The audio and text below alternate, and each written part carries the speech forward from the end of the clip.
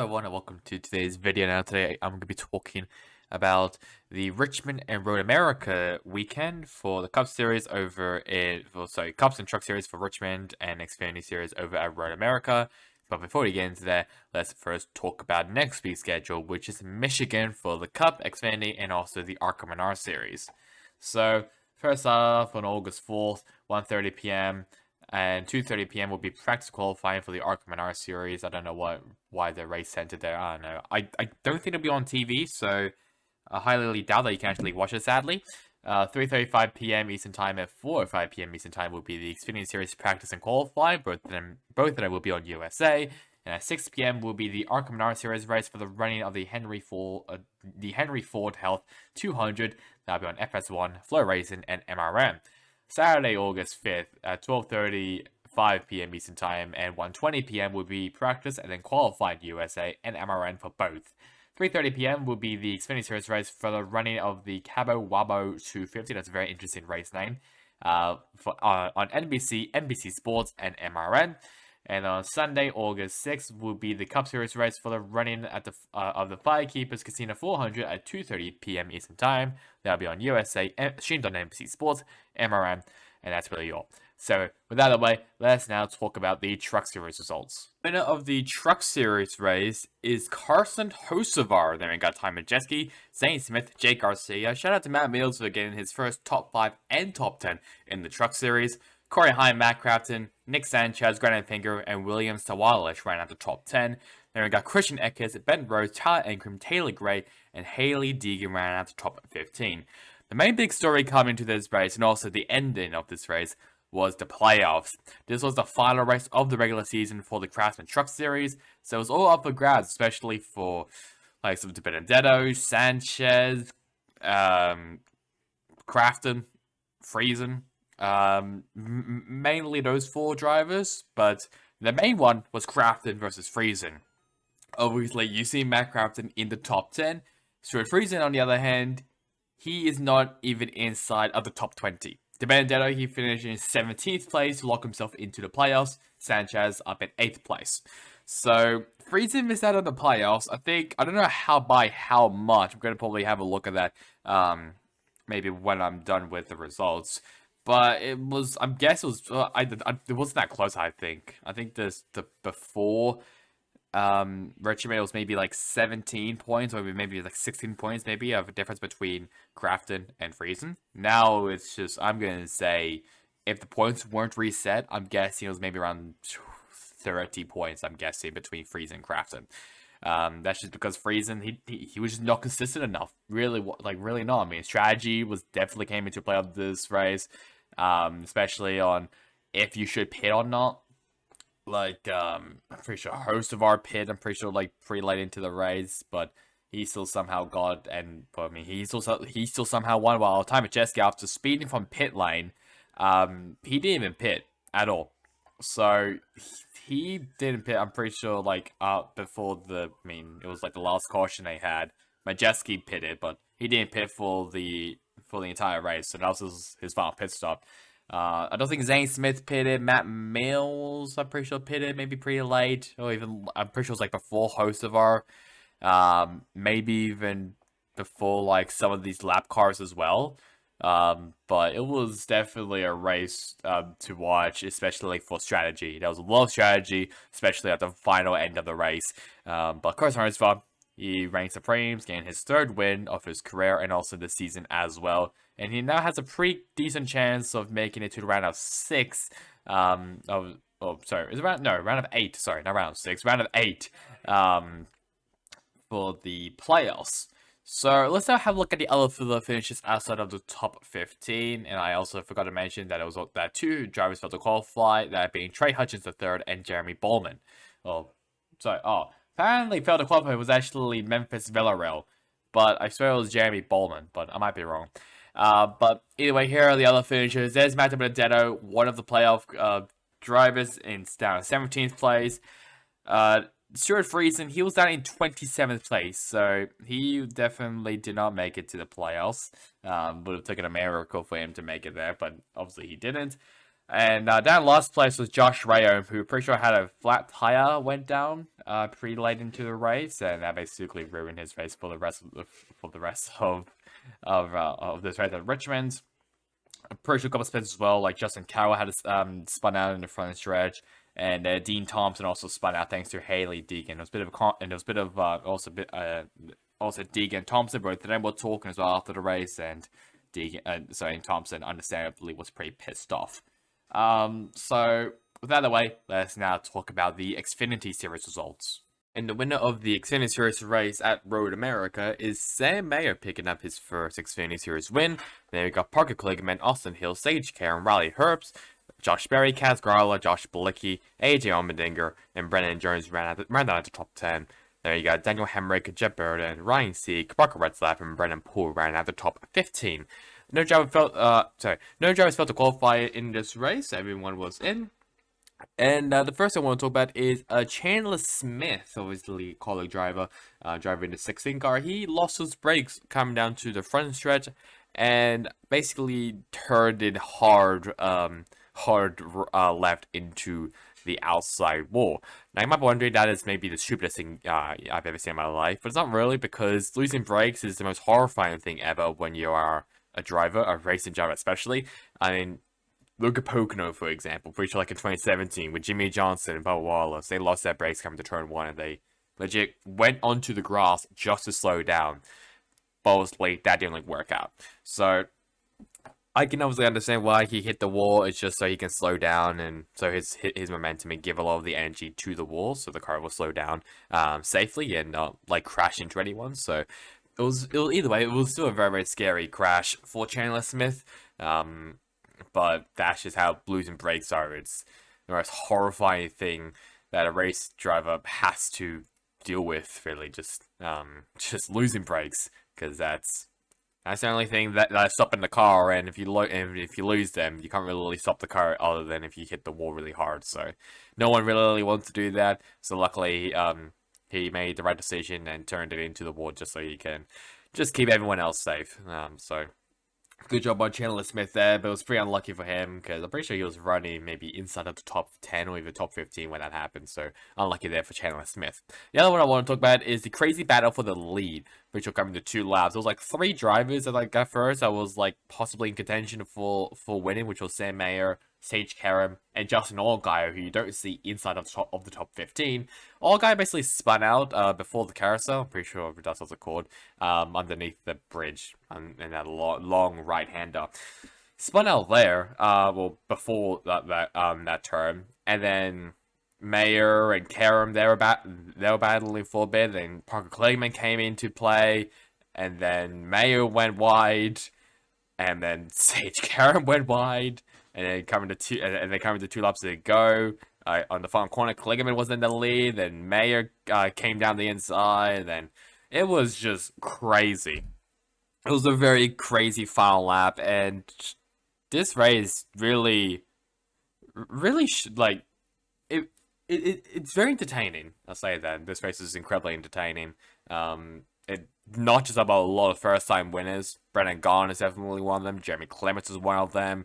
Michael McDowell won a race. Pretty sure Michael McDowell won a race here in the Xfinity Series with Penske, and then now Sam Mayer won a race for Junior Motorsports. So, I mean, Mayer, that kid, he is very, very talented. So I will probably expect him to maybe contend, maybe in the future he may probably contend for even championships, probably in the Cup Series or even in the Xfinity Series. He wants to be an Xfinity Series driver, but either way, that kid does have a lot of talent, and he definitely showed it here in this race in Road America.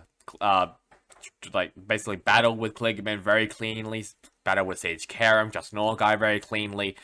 He's definitely a good talent to watch out for in the future. So let's now have a look at the other finishers outside of the top 15. There's Justin Allgaier. He's down in 18th place.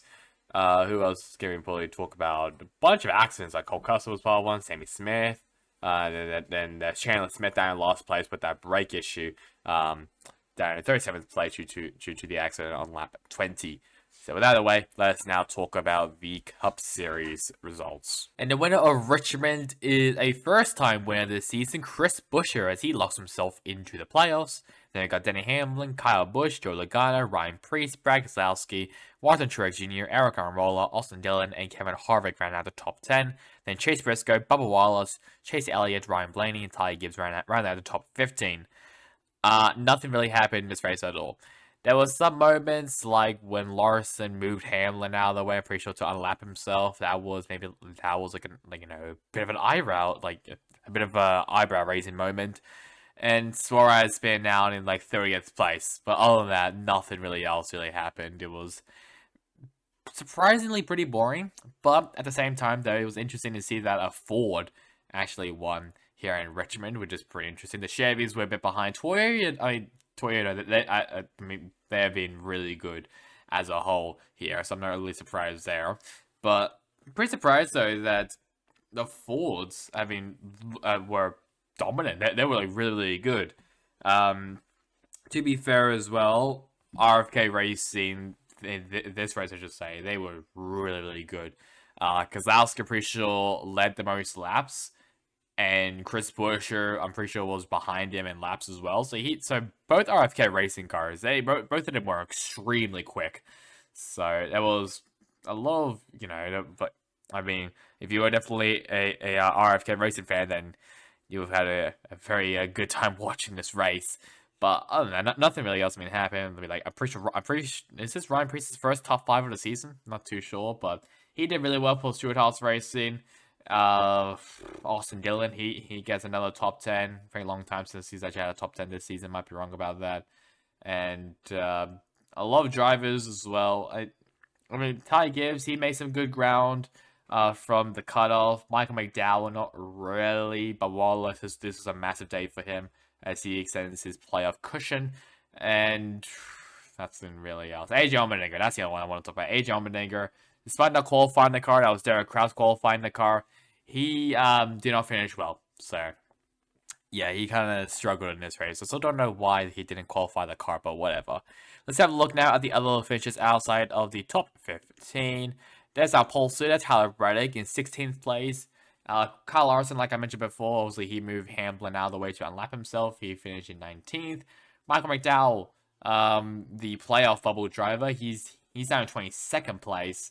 AJ Allmendinger, another one who's in contention for the playoffs, he is down in 27th place, and then we have Daniel Suarez, who spun out pretty late into the race. He finished 33rd. Last place is BJ McLeod, down in 36th place, and no retirements in this race as well. So with that out of the way, let's now talk about the Truck Series standings. Answer my question about the points difference between Crafton and Friesen if the points weren't reset, it would be 39 points. So it was not close at all. But because as well that the NASCAR website is incredibly slow on updating standings, even though like other outlets like Fox Sports, ESPN, they've already updated the point systems, I've decided to just use JC just to make it a bit easier for me.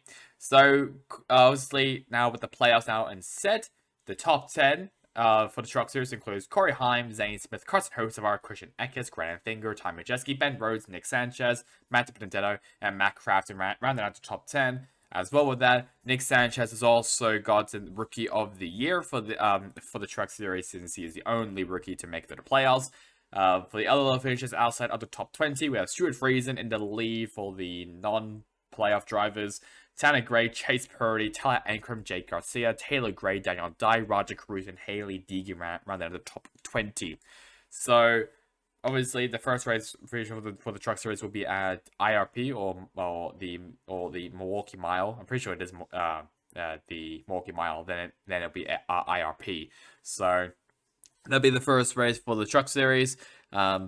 If I had to say what my championship 4 drivers are going to be, I'm going to say maybe Corey Heim, Zane Smith, Ty Majeski, and maybe Carson Hocevar.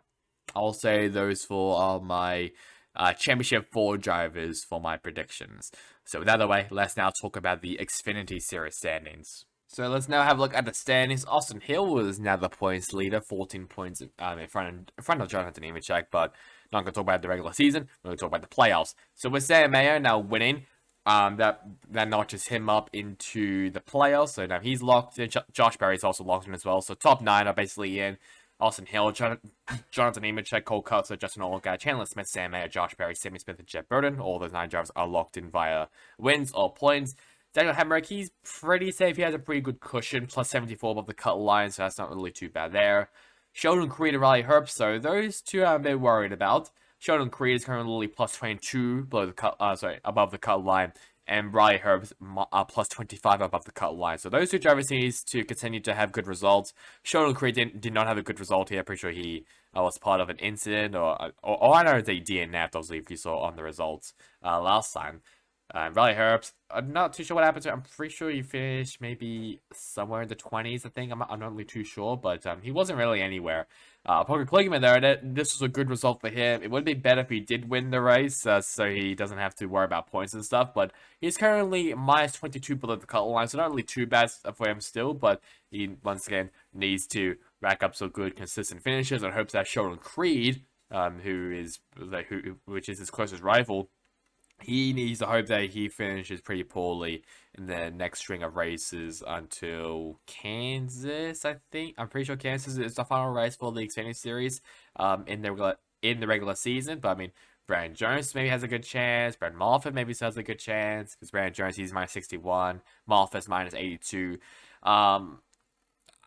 I'm not really too sure. I feel like Jones and Moffitt, they're kind of long shots. Kligerman is maybe the closest driver to possibly make it to the playoffs if it's via points, because of how consistent Kligerman is. So, but yeah, it's a bit iffy one for Jones and Moffitt, but I won't really be surprised if there is a surprise winner, if Brett Moffitt does win the next string of races, or Brandon Jones wins the next string of races. Not really too sure anything really happened in the Xfinity Series, especially along with CW will be picking up TV. Well, basically the whole schedule of the NASCAR Xfinity Series in 2025. So we'll see if that is actually good for the sport or not. I think it might be pretty good, but either way, I'm getting off topic here. Let's now move over now to the Cup Series standings. So here we are, as we have a look at the Cup Series standings. Now that Chris Buescher now locks himself into the playoffs, top 11, maybe actually top 13. I think from 1st to 14th, they're fine. I mean, Kevin Harvick, he's plus 182 above the cut line. He's basically safe. Praxowski, plus 151 above the cut line. He's also safe. Bubba Wallace, plus 54 above the cut line. He has a relatively good cushion as we head into, what was it, like 4 races left of the regular season. So he has a pretty decent cushion. I'm more worried, though, for Michael McDowell. He's plus 18 above the cut line, and close drivers currently Ty Gibbs minus 18 below the cut line. Then we have AJ Allmendinger, who's minus 22 below the cut line. Daniel Suarez, who's minus 34 below the cut line. And Chase Elliott at minus 40 below the cut line. There is actually a pretty decent chance that one of these 4 drivers will make it into the playoffs and not Michael McDowell. It is incredibly tight in the playoffs, so I'm not really too sure, but like Michigan, I'm pretty sure Elliott has Elliott been strong here? I'm not too sure. I know Elliott won, well, not won, but did he win? I can't remember if he has won in Michigan before, but I think Elliott, he'll have a very pretty good chance in Michigan. Ty Gibbs, he's slowly improving. He might have a good chance. I'm not too sure if Michigan is one of McDowell's best tracks. I feel like not really, but anything can really happen in the next couple of races up into the playoffs. So it's still up for grabs, but it'll be interesting to see who actually get that final spot. Since Bubba Wallace, he has a pretty decent cushion above the cutoff line. So just a reminder that next week's race is at the Michigan for the Cup Xfinity Series and also the ARCA Bernardo Series. The Truck Series, they will have a week off as they start their playoffs in the next race. So that's really bad of me. Hope you guys enjoyed it. Catch you guys on next time in the next one. Goodbye.